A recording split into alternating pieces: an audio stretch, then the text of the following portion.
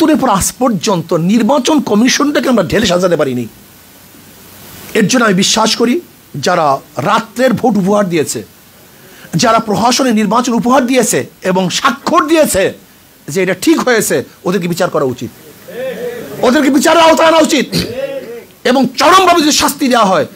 আমি তো তখন বলেছিলাম ওই নুরুল হুদা কমিশনকে, জানি না তোমার বিচার করতে পারবো কি পারবো না, কিন্তু তুমি মারা যাওয়ার পরে তোমার কবরের মধ্যে পিছা ঝুলাইয়া রাখবো, যদি বিচার করতে না পারি ঝাড়ু ঝুলাইয়া রাখবো, যেন গোটা দুনিয়া জানে যে অবৈধ নির্বাচনে উপহার দেওয়ার এই কারিগর হলে প্রথম নুরুল হুদা কমিশন।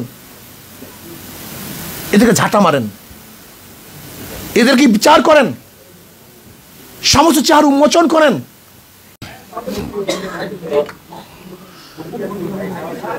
আসসালামু আলাইকুম ওয়া রাহমাতুল্লাহি ওয়া বারাকাতুহু। নাহমাদু ওয়া নুসাল্লি আলা রাসূলিহিল কারীম, আম্মা বাদ, ফাআউযু বিল্লাহি মিনাশ শাইতানির রাজীম। বিসমিল্লাহির রহমানির রহিম। ওয়া মা আরসালনাকা ইল্লা রাহমাতাল লিল আলামিন। আল্লাহুম্মা সাল্লি আলা মুহাম্মদ ওয়া আলা আলি মুহাম্মদ। আজকে আলোচক বৃন্দ অনেক দামি দামি কথা বলেছেন, যেহেতু সবাই তো দামি, অনেক গবেষক। আমি দেখছি এই গবেষকদের মধ্যে মনে হয় আমি ছোট গবেষক, আমার চেয়ে সবাই বড়। আসলে আগামী বাংলাদেশ কেমন হবে, বিগত বাংলাদেশ কেমন ছিল, এর উপরে ডিপেন্ডেড।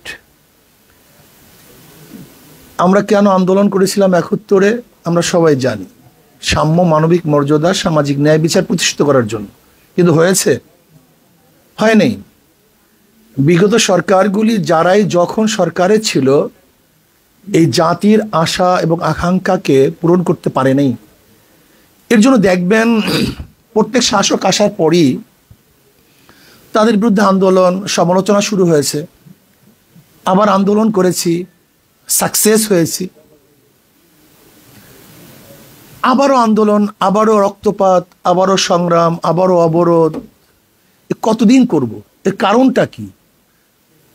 আসলে আমি দেখছি মূল কারণ সম্পর্কে আমরা অনেকেই আলোচনা করি না। ধরে নেন আগামী বাংলাদেশ কেমন হবে যদি আওয়ামী লীগের যুব সংগঠন এখানে বৈঠকটা করতো, এর চেয়ে খারাপ কথা একটাও বলতো না। এখানে যে কথাগুলি নিয়ে আসছি এর চেয়ে হয়তো আরো ভালো ভালো কথা বলতো। আচ্ছা, কমিউনিস্টের কোনো যুব সংগঠন যদি এই গোল টেবিল বৈঠক করতো, সেখানে এরকম সুন্দর সুন্দর কথা আসতো। দেখেন, গণতন্ত্রের ব্যাপারে শেখ হাসিনার মুখে যতবার বক্তব্য শুনেছি, গণতন্ত্র রক্ষা করতে হবে, পুনরুদ্ধার করতে হবে, বাস্তবায়ন করতে হবে, এরকম বক্তব্য হয়তো বা অনেকের মুখে আমরা শুনিনি। একজন মানুষ যখন বক্তৃতা করে সে চায় যে মানুষজন আকৃষ্ট হয়, ভালো কথা বলতে পারে। কিন্তু সবচেয়ে মূল প্রশ্ন কোথায়? আমাদের দেশে বড় সমস্যাটা কি? এই সমস্যা সম্পর্কে আমরা আসলে কেউ আলোচনা করি না। আমাদের দেশের সবচেয়ে বড় সমস্যা নীতি ও আদর্শ। নীতি ও আদর্শ সবচেয়ে বড় সমস্যা। আপনি পানি পান করবেন, শুধু কি পানি দেখবেন না পাত্রও দেখবেন? যদি আপনি পানি স্বচ্ছ কিন্তু পাত্র বিষযুক্ত, তাহলে আপনি কি স্বচ্ছ পানি পান করতে পারবেন? পানিরও প্রয়োজন, পাত্রেরও প্রয়োজন। আজকে যারা বাস্তবায়ন করবে আমাদের আইন কানুন, তাদের চরিত্রটা কি? এই যে সমকালের উদাহরণ দিছে আমাদের এক যুবক ভাই, গতদিন তাদের চরিত্র কি ছিল, আজকে তাদের চরিত্র কি? আপনি কি চিন্তা করতে পারছেন সুপ্রিম কোর্টের পুরা বেঞ্চ সরকার পরিবর্তন হওয়ার পরে যদি পরিবর্তন হয়ে যায়, সেই দেশটা কোথায়? যে ইউনিভার্সিটি সর্বোচ্চ বিদ্যাপীঠ, সেখানের ভিসি সহ যদি প্রফেসররা সেখান থেকে রিজাইন দিতে বাধ্য হয়, সেটা দেশটা কোথায়? আমাদের দেশে নীতি ও আদর্শ কোনো চর্চা হয় না, শুধু গবেষণা হয়। প্রয়োজন হল নীতি ও আদর্শ পরিবর্তন করা।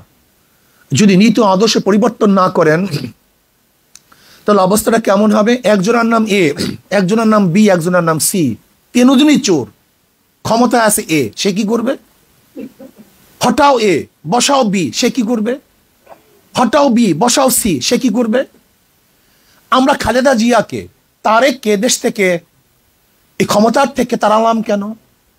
তখন শুধু শুনতাম, পত্রিকায় দেখতাম হাওয়া ভবন, হাওয়া ভবন, হাওয়া ভবন, ট্রান্সফার কেস, খাম্বা কেস, দুর্নীতি, চুরি, ডাকাতি, পত্রিকায় প্রতিদিন আসতে হেডলাইনে এত টাকা চুরি হয়েছে, এত টাকা ঘুষ হয়েছে, এত টাকা বাণিজ্য হয়েছে। আওয়ামী লীগের আমলে একই দেখছি। যদি আবারও সেই বিএনপিকে ক্ষমতা আনার জন্য আমাদের দেশের শিক্ষিত সমাজ, নীতিবান সমাজ কথা বলে, তাহলে আমরা তাদেরকে কি বলতে পারি? আমাকে বলুন, আমরা কি বলতে পারি? 5ই আগস্টের পরে যারা হত্যা করলো, গুম করলো, খুন করলো, চুরি করলো, ডাকাতি করলো, যারা চাঁদাবাজি শুরু করলো, তাদেরকে যদি আবার কোনো শিক্ষিত সমাজ, নীতিবান আদর্শবান মানুষ সাপোর্ট করে, তাকে আমি কি বলতে পারি? আমাকে বলুন তো, আমি কি বলতে পারি? আমি বিশ্বাস করি আমাদের সবচেয়ে বড় অভাব হলো নীতি ও আদর্শের। চরিত্রবান মানুষ নেই, আদর্শবান মানুষ নেই। দেখবেন আমার এক ভাই বললেন, এ দেশটা বিভিন্ন আদর্শের মানুষের বসবাসের স্থান।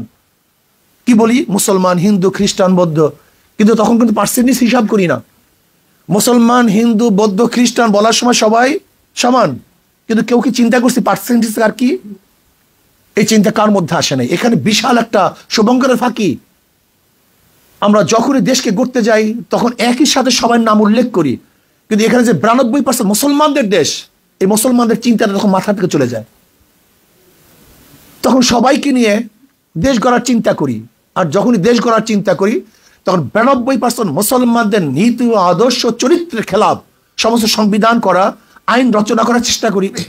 যেমন ধরে নেন ট্রান্সজেন্ডার, এটাকে মুসলমানরা মানে, আমাদের উপর চাপিয়ে দেওয়া হয়েছে। এর জন্য আমি প্রধান উপদেষ্টার সাথে যখন সাক্ষাৎ করেছিলাম, আমি তাকে অনুরোধ করেছি পাশ্চাত্যদের কোন সংস্কৃতি যেন আমাদের উপর চাপিয়ে দেওয়া না হয়, চাপিয়ে দেওয়া না হয়। আজকে কোন খাতের কথা বলবেন, কোন সেকশনের কথা বলবেন, সব জায়গায় তো দুর্নীতি, সবাই তো দুর্নীতিবাজ। শিক্ষকরা দুর্নীতিবাজ, বিচারকরা দুর্নীতিবাজ, প্রশাসকরা দুর্নীতিবাজ, অর্থনীতিবিদরা দুর্নীতিবাজ, যারা ব্যবসায়ী তারা দুর্নীতিবাজ। আপনি কোন জায়গায় ঔষধ লাগাবেন আমাকে বলুন তো? ঔষধটা দিবেন কোন জায়গায়? আজকে আমাদের গভর্নর, বর্তমান গভর্নর বললেন গোটা দুনিয়ার মধ্যে ব্যাংক লুটপাট করার এই ইতিহাস আর কেউ কোনোদিন দেখেনি। কিভাবে করছে?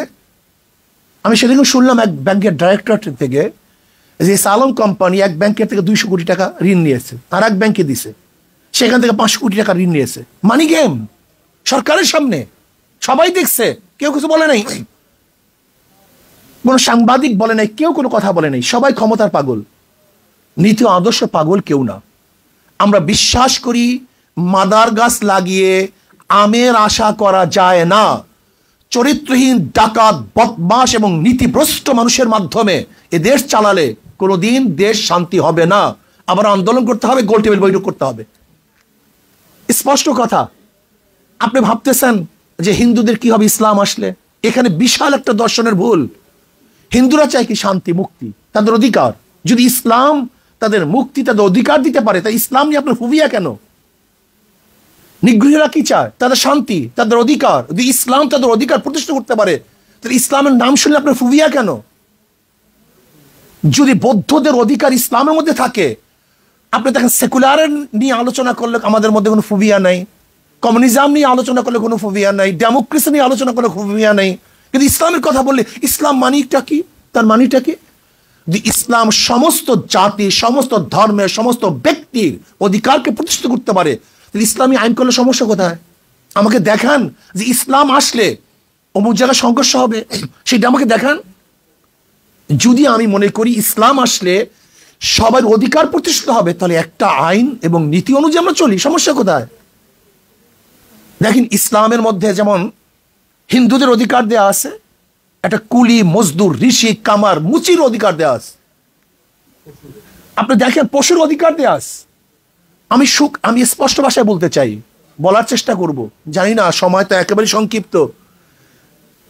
হযরত ওমর ইবনে খাত্তাব রাদিয়াল্লাহু তাআলা জমানাতে দেখেন তো, আবু বকর সিদ্দিকের জমানাতে দেখেন তো, আবু বকর সিদ্দিক রাদিয়াল্লাহু তাআলার স্ত্রী বলতেছে আমার একটা মিষ্টি খাইতে মনে চায়, সেই টাকা তো নাই, ঠিক আছে ব্যবস্থা করতেছি। একটা উদাহরণ শোনেন, তারপর দেশ নির্মাণ করার চেষ্টা করি আমরা। বিনর্ম তো করবো, কিন্তু ভিত্তিটা কি? আবু বকর সিদ্দিক রাদিয়াল্লাহু তাআলার স্ত্রী তার ভাতার থেকে মোটামুটি কিছু জোগাতে কিছু টাকা জমা করছেন। এবার হাতে দিয়েছেন আবু বকর সিদ্দিক রাদিয়াল্লাহু তাআলার কাছে যে আপনি মিষ্টি কিনে নিয়ে আসেন। বলে তুমি টাকা পেলা কোথায়? বলে আপনার যে ভাতা, সেই ভাতার থেকে কিছু কিছু আমি সংগ্রহ করে। বলে তা তো মানে অতিরিক্ত হয়ে গেছে, আমার ভাতা এত নেওয়া ঠিক না। শুধু মিষ্টি আনলেনই না, বরং সেই টাকাগুলি বাইতুল মালে ফেরত দিয়ে আসলেন। এর নাম ইসলাম, এর নাম নীতি আদর্শ। আজকে দেখবেন আমাদের বাংলাদেশ, আমরা বলি গরিব গরিব গরিব গরিব, অথচ আমাদের ডিসিদের কত খরচ হয় দেখেন। দেখুন ডিসির পিছনে বাংলাদেশ কত টাকা খরচ করে, একজন এসপির পিছনে বাংলাদেশ কত টাকা খরচ করে, একজন সচিবের পিছনে কত টাকা খরচ করে। আমাকে বলুন, যে বাংলাদেশ আমরা বলি গরিব রাষ্ট্র, সেই রাষ্ট্রের একজন আমলা কর্মচারী যদি হাইফাই গাড়িতে চলে, তাহলে অবস্থাটা কি হয় আমাকে বলুন তো? ওরাই তো চোর, ওরাই তো ডাকাত, ওদেরকে আমরা সেই মানে নিয়ে এসছি। আপনি জানেন যশোরের বাংলুরির অবস্থা দেখেন, যশোরের ডিসির যে বাংলুরটা আছে সেখানে কত একর জমি আছে জানেন আপনি? কত একর জমি সেখানে, একটা মনে হয় কান্ট্রি, একটা রাজত্ব। সে মানুষ মনে করে না, এই অফিসার, এই গার্ড, এই সে মনে করে মানুষ না। এর জন্য আমি প্রধান উপদেষ্টার কাছে লঙ্গি পরে গিয়েছিলাম। কেন? এই সংস্কৃতি পরিবর্তন করুন, যে ভাব ভূপ পরিবর্তন করুন। আমরা গাড়ি দেখলেই মনে হয় যেন এইটা হয়ে গেছি, পোশাক দেখলেই মনে হয় এটা হয়ে গেছি। পোশাক বাদ দেন, আল্লামা রুমি বলছিল আমি হাজারো পোশাক দেখেছি যার মধ্যে মানুষ নাই, আর হাজারো মানুষ দেখেছি যার মধ্যে পোশাক নেই। আমরা সম্পূর্ণ আর্টিফিশিয়াল হয়ে গেছি, আমাদের মূল লক্ষ্য উদ্দেশ্য তো অনেক দূরে চলে গেছে। আজকে বাজেটের বেশি চলে যায় কোথায় দেখেন তো? জনগণের কল্যাণে বেশি যায় না প্রশাসনকে পালার জন্য বেশি যায়? আমাকে দেখান আপনি। আজকে শিক্ষা খাতের বাজেট কোথায়? আজকে চিকিৎসা খাতের বাজেট কোথায়? আজকে অন্ন বস্ত্র বাসস্থানের বাজেট কোথায়? আর দেখেন আর্মিদের বাজেট কত, দেখুন আজকে প্রশাসনের বাজেট কত, চুরি কত, ডাকাতি কত। এগুলি পরিবর্তন করতে হবে। মনে করতে হয় প্রত্যেকটা প্রশাসনের লোক এদেশের কর্মচারী, তারা চাকুরিজীবী। চাকর মানে চাকুরগিরি করে যে জীবিকা নির্বাহ করে তার নাম চাকরিজীবী। আইনজীবী যে আইন ব্যবসা করে জীবিকা নির্বাহ করে তা আইনজীবী। বুদ্ধিজীবী যে বুদ্ধি বিক্রি করে নিজের পেটটাকে চালায় সে হলো বুদ্ধিজীবী। আর চাকুরিজীবী যে চাকরগিরি করে জীবিকা নির্বাহ করে সে হলো চাকরিজীবী। কাজে আমরা জনগণ মালিক, সমস্ত রাষ্ট্রের যারা কর্মচারী তারা আমাদের গোলাম, আমাদের অধীনস্থ, আমাদের চাকর। কিন্তু তাদের ভাব দিয়েছে কি এখন জনগণ হয়ে গেছে গোলাম, আর যারা আমাদের কর্মচারী তারা হয়ে গেছে মালিক। এটা হবে কেন? এটা হতে পারে না। ওমর ইবনে খাত্তাব রাদিয়াল্লাহু তাআলা আনহু এর জন্য নিজে মাটির মধ্যে শুয়ে থাকতেন। নিজের ইন্তেকালের পর 17টা জামার মধ্যে তালি পাওয়া গেছে, 17টা তালি। অর্ধজাহানের বাদশা, পোশাক সারুন, ভাবভূপ সারুন, জনগণের কল্যাণে চলে আসুন, আদর্শ এবং নীতি অনুযায়ী চলার চেষ্টা করুন। আমি বিশ্বাস করি নীতি আদর্শ অনুযায়ী যদি চলি, গোটা দুনিয়ার মধ্যে শ্রেষ্ঠ কান্ট্রি বাংলাদেশ। আমি এর চেয়ে ভালো কোনো কান্ট্রি দেখে বিদেশে বহু জায়গায় ঘোরাফেরা করেছি, যেখানে একটা গাছ লাগাবার জন্য হাজার হাজার টাকা বরাদ্দ হয়, আর বাংলাদেশে পাখি পায়খানা করলে সেখানে গাছ জন্ম নেয়। যদি জোয়ারের মধ্যে কোনো গাছ চরের মধ্যে ঠেকিয়ে দেয় সেখানে বাগানের সৃষ্টি হয়। আমাদের দেশের মতো এত শিক্ষিত সমাজ গোটা দুনিয়ার মধ্যে নেই। আজকে দেখবেন একটা ছেলে যদি কোনো প্ল্যান বানায় তাকে আমরা জেলের মধ্যে ঢুকায় রাখি, তার ব্রেনের গুরুত্ব দেই না। অথচ যদি বিদেশ হতো, আমাদের হাজারো ছেলেরা আমরা দেখছি এইটা বানায় সেইটা বানায়, যখনই বানাতে যায় তখন তাকে কি করি, এই জঙ্গি জেলে ঢুকায় রাখি, তার ব্রেনের গুরুত্ব দেই না। বাংলাদেশের মধ্যে এত ব্রেনি লোক গোটা দুনিয়ার মধ্যে নেই। ক্যামব্রিজ অক্সফোর্ডে আপনি দেখবেন, এমনকি হার্ভার্ডের মধ্যে ভালো রেজাল্ট করে বাংলাদেশের ছাত্ররা, সবচেয়ে ভালো রেজাল্ট করে। এই ব্রেনকে মূল্যায়ন করি না, এদেরকে গুরুত্ব দেই না, এদের নিয়ে ভাবি না। সবাই ক্ষমতা কেন্দ্রিক চিন্তা করি, দেশ কেন্দ্রিক কেউ চিন্তা করি না। আসুন আমরা সম্মিলিত ভাবে নীতি আদর্শ ভ্রষ্ট যারা বিগত দিনে চুরি করেছে, ডাকাতি করেছে, দেশকে লুটপাট করেছে, ওদেরকে প্রতিহত করি। দেশকে আদর্শ ভিত্তিক মানুষ দিয়ে সাজাবার চেষ্টা করি, ইসলাম অনুযায়ী সাজাবার চেষ্টা করি। আসুন আজকে দেখেন মিথ্যা মামলা শুরু হয়ে গেছে, মিথ্যা মামলা শুরু হয়ে গেছে। যদি আওয়ামী লীগকে অপবাদ দিয়ে মিথ্যা মামলা দিছে, তাহলে আজকেও যদি মিথ্যা মামলা দাও তা আওয়ামী লীগের দোষটা কোথায় আমাকে বলুন? আওয়ামী লীগ কি করছে? চাঁদাবাজি করছে। আজকেও যদি চাঁদাবাজি করি তা আওয়ামী লীগের দোষটা কোথায়? আওয়ামী লীগ জুলুম করছে, অত্যাচার করছে, আজকেও যদি জুলুম অত্যাচার করি তা আওয়ামী লীগের দোষটা কোথায়? আমি চাই না কোনো আওয়ামী লীগ করার কারণে কাউকে জ্বালিয়ে দেওয়া হোক, কারোর অফিসকে ভেঙ্গে চুরে তছনছ করা হোক, আওয়ামী লীগ করার কারণে তার মিল ইন্ডাস্ট্রিজকে জ্বালিয়ে দেওয়া হোক, এইটা আমি চাই না। আমি চাই যে অন্যায় করছে তার বিচার হোক, কিন্তু যে অন্যায় করে না, সে যে দলের হোক না কেন, সে আমার শত্রু হোক না কেন, তার বিচার করা যাবে না, তার উপর জুলুম করা যাবে না। এই জুলুম মুক্ত এক দেশ আমরা করতে চাই, প্রত্যেকের অধিকারকে প্রতিষ্ঠিত করতে চাই। আমরা এখন জুলুম করতেছি, হাজারো মামলা হচ্ছে, নিরাপদ মানুষের বিরুদ্ধে মামলা হচ্ছে, তাই সে আওয়ামী লীগ করুক, সে নিরাপরাধ, সে ভালো, তার নামে মামলা দেবো কেন? তাহলে আপনিও যখন ক্ষমতা পরিবর্তন হবে তা আপনার নামে তো মামলা দিবে, এই সংস্কৃতি চলবে কেন? আমরা চাই প্রাইম মিনিস্টার রাস্তায় হাঁটবে, কেউ কাউকে বলবে না। বিশ্বাস করেন, যখন সেফটি আইন করছে শেখ পরিবারের জন্য, তখন আমি বলছি এদেশের জনগণ অসেফটি, তারা নিরাপদ না। যদি তারা নির্বোধ হতো তাহলে শেখ পরিবারের জন্য সেফটি আইন করার প্রয়োজন হইতো না। যেহেতু তারা জুলুম করবে, অত্যাচার করবে, এর জন্য শেখ পরিবারের জন্য সেফটি আইন করা হয়েছে। এই সেফটি আইনটি এনে আর দেখতে চাই না। আমরা চাই না কোনো মন্ত্রী যাবে, কোনো প্রাইম মিনিস্টার যাবে, তাদের জন্য রাস্তা এক সেকেন্ডের জন্য বন্ধ দেখতে চাই না। স্পেশালি একজন সাধারণ জনগণ যেইভাবে বরাদ্দ পাবে, সরকারি কর্মচারীরা তার চেয়ে কোনো বেশি বরাদ্দ পেতে পারবেন না। হযরত আবু বকর সিদ্দিক রাদিয়াল্লাহু আনহু খেলাফতে বসার পরে কাপড়ের গাঁটটি নিয়ে বাজারে যাইতেছিলেন। শোনেন, ইসলাম সম্পর্কে আমরা অনেকেই জানি না। ইসলামী ফুবি আমাদেরকে পাগল করে ফেলছে, আমাদের ব্রেনকে ধ্বংস করে ফেলছে। কাপড়ের গাঁটটি নিয়ে বাজারে যাইতেছেন। ওমর ইবনে খাত্তাব রাদিয়াল্লাহু বললেন, ভাই আবু বকর কোথায় যান? কলে বাজারে যাই ব্যবসা করার জন্য। পেট চালাবো কিভাবে, খাবো কিভাবে?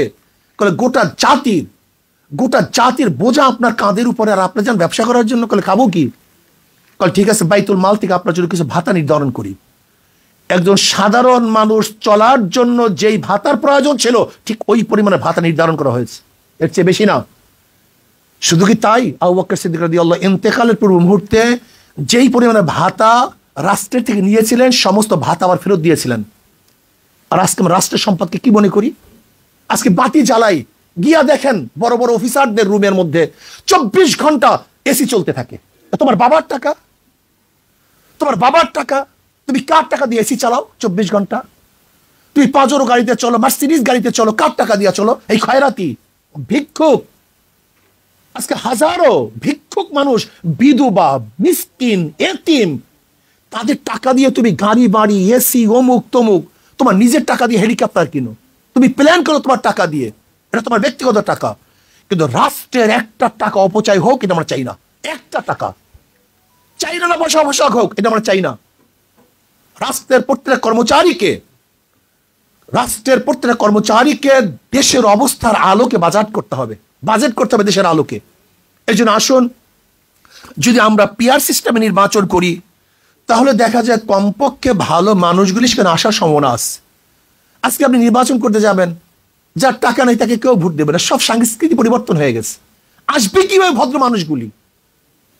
ক্ষমতা আসবে কিভাবে ভদ্র মানুষগুলি? আমার তো টাকা নেই, আমি তো হাজার হাজার টাকা চুরি করি নাই, আমি কিভাবে একটা ভোট 5,000 টাকা দিয়ে কিনবো? আমাকে বলুন তো, আমার দ্বারা সম্ভব কিভাবে?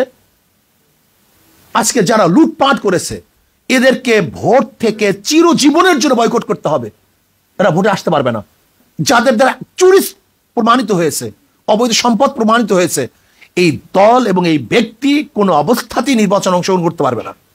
ভালো লোকগুলি, আদর্শবান লোকগুলি, নীতিবান লোকগুলি ক্ষমতা আসবে কিভাবে? পেশি শক্তির মাধ্যমে। এর জন্য আসুন, আদর্শবান এক রাষ্ট্র গড়িয়ে, যেখানে ইসলাম দেশ এবং মানবতার কল্যাণ হবে। ইসলাম দেশ, মানবতার কল্যাণ হবে, সমস্ত নাগরিকের অধিকার প্রতিষ্ঠিত হবে, যেখানে মুসলিম, হিন্দু, বৌদ্ধ, খ্রিস্টান, রিচি, চামার, কামার, মুসি, তাঁতি, মেতর সহ প্রত্যেকটা নাগরিকের অধিকার প্রতিষ্ঠিত করতে পারবো। সেই অধিকার এবং সেই আদর্শ হলো একমাত্র ইসলামের মধ্যে। কাজে এত ঝামেলার দরকার নাই। Secularism, socialism, capitalism, communism, democracy, সব বাদ দেন। 92% মুসলমানের মেজরিটি মাস্ট বি গ্রান্টেড হিসাবেও ইসলামী হুকুমত যদি কায়েম করেন, তাহলে ইনশাল্লাহ আশা করি প্রত্যেকটা মানুষের অধিকার বাস্তবায়ন হবে। আসুন আমরা সবাই মিলে মিশে নীতি আদর্শ ভিত্তিক এক আদর্শ আমরা কায়েম করি। প্রধান নির্বাচন কমিশন পদত্যাগ করেছেন। দেখেন, 71-এর পর আজ পর্যন্ত নির্বাচন কমিশনটাকে আমরা ঢেলে সাজাতে পারিনি। এর জন্য আমি বিশ্বাস করি যারা রাত্রের ভোট উপহার দিয়েছে, যারা প্রহসনের নির্বাচন উপহার দিয়েছে এবং স্বাক্ষর দিয়েছে যে এটা ঠিক হয়েছে, ওদেরকে বিচার করা উচিত, ওদেরকে বিচারের আওতায় আনা উচিত এবং চরমভাবে যদি শাস্তি দেওয়া হয়। আমি তো তখন বলেছিলাম ওই নুরুল হুদা কমিশনকে, জানি না তোমার বিচার করতে পারবো কি পারবো না, কিন্তু তুমি মারা যাওয়ার পরে তোমার কবরের মধ্যে পিসা ঝুলাইয়া রাখবো, যদি বিচার করতে না পারি ঝাড়ু ঝুলাইয়া রাখবো, যেন গোটা দুনিয়া জানে যে অবৈধ নির্বাচনে উপহার দেওয়ার এই কারিগর হলে প্রথম নুরুল হুদা কমিশন। এদেরকে ঝাঁটা মারেন, এদেরকে বিচার করেন, সমস্ত চেহারা উন্মোচন করেন। এই কোট টাইর মধ্যে যে সমস্ত চেহারাগুলি আছে এগুলো উন্মোচন করেন। এগুলো চোর, এগুলো ডাকাত, এগুলো বদমাশ, এগুলো খুনি, এগুলো ধর্ষক, এগুলো মদখোর, এগুলো চরিত্র অবস্থা থেকে রাত্রে কি করে ক্লাবে গিয়ে আমরা কি দেখি এদের অবস্থা। এই নির্বাচন কমিশন পদত্যাগ করছে, এদের বিচারের আওতায় আনতে হবে, এদেরকে বিচার করতে হবে এবং যারা দুর্নীতির সাথে সম্পৃক্ত এদেরকে বিচার করতে হবে। কিন্তু যারা দুর্নীতিবাজ নয়, শুধু দল করার কারণে, সে আওয়ামী লীগ করুক না কেন, যে দলই করুক না কেন, যেন তাকে কোনো অবস্থাতেই জুলুম না করা হয়, অত্যাচার বিচার না করা হয়। আল্লাহ পাক আমাদের সবাইকে সম্মিলিতভাবে আগামী দেশ নির্মাণে আদর্শভিত্তিক, নীতিভিত্তিক, চরিত্রভিত্তিক এক সমাজ গঠন করার তৌফিক দান করেন।